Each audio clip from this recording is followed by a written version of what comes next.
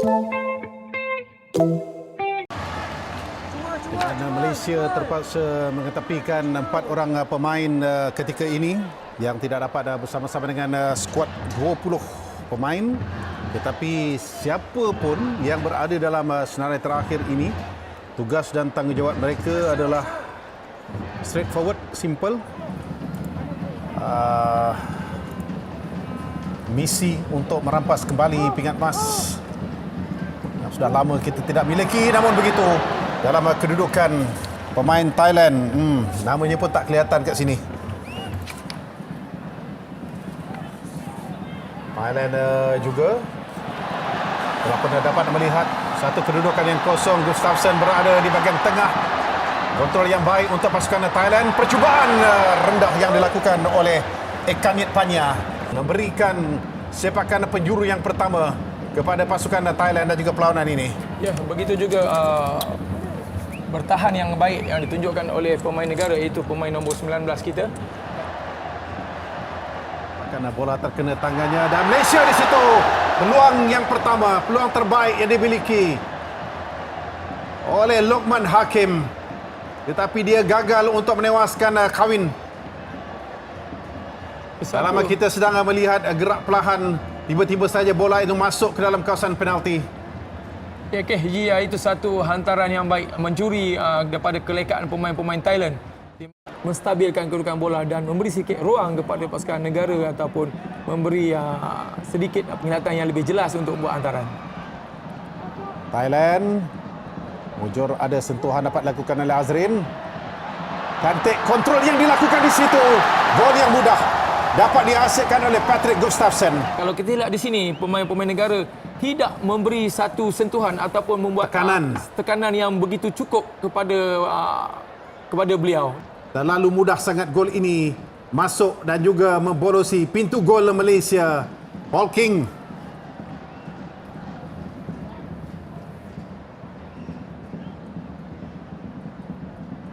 Sungguhan keseriusan yang ditunjukkan.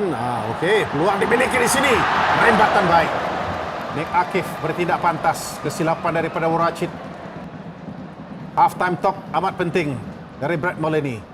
Keputusan yang bijak daripada pengadil yang memberikan advantage kepada Nick Akif dan juga Malaysia. Kita sebenarnya masih lagi menanti, mengharapkan ada jaringan peringkat antarabangsa yang dapat dilakukan oleh Lokman. Ditarik di situ. So, apakah keputusan daripada pengadil? Kad kuning, kad merah. Seterusnya dilayangkan di situ kepada Jonathan Camdy.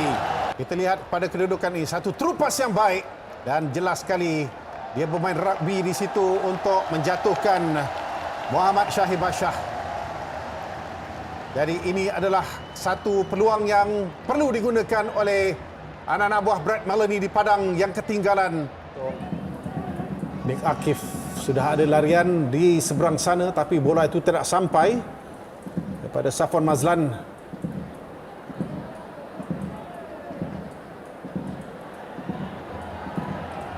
Asakan demi asakan, serangan demi serangan yang terus dilakukan oleh pemain-pemain Malaysia. Satu cross yang baik tidak dapat ditampan. Masih lagi dalam kawasan permainan, dikawal oleh Azam. Mukhairi ke Fapos. Terlepas di situ rembatan dan sayangnya itu adalah peluang pertama sepanjang permainan ini tu Ahmad Daniel. Dia seolah-olah macam terkejut bola itu sampai ke kakinya, Fauzi. Ya, memang kalau kita lihat ini dengan body language yang ada, yang bola itu menyilang ke arah Ahmad Daniel, memang seperti Mukhairi. Hantaran pendek untuk Nick Akif. Dibawa ke dalam kawasan penalti. Satu cross. Itu dia. Macam tubuh cukup.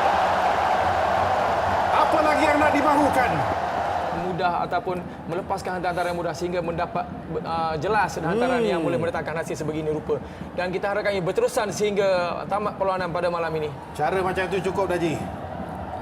Apa lagi yang kalau peluang terbuka tak dapat hasilkan jaringan, tetapi dengan sedikit sentuhan dia menggerakkan lututnya, menggerakkan pahanya.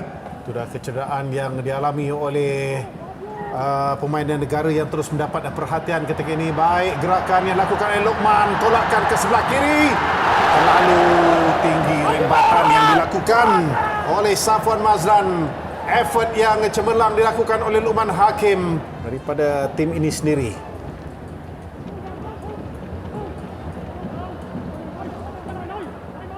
Kontrol yang dilakukan. Oh, pelanggaran dan permainan diteruskan. Quentin Cheng membuat keras cantik. Hadi Fayad meluru untuk melakukan tandukan.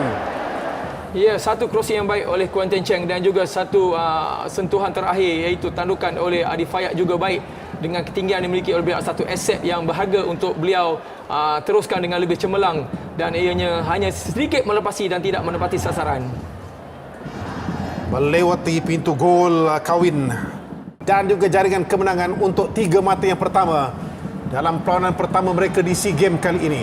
Satu lorongan yang agak bahaya ke hadapan pintu gol. Azri terpaksa menggunakan kakinya memintas. Nick Akif.